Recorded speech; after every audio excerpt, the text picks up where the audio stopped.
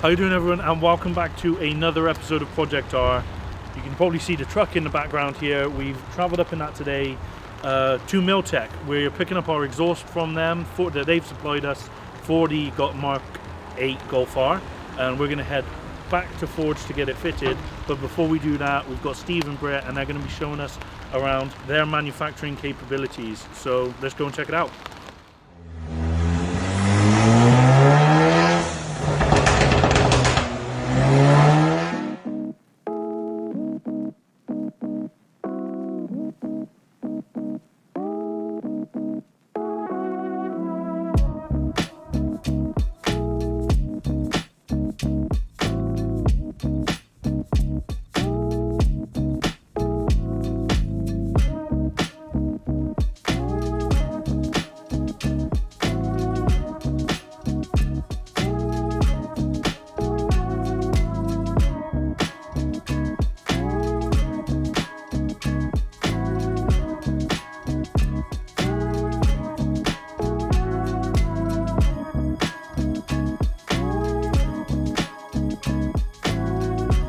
We're now back here at the Forge HQ, probably see behind me.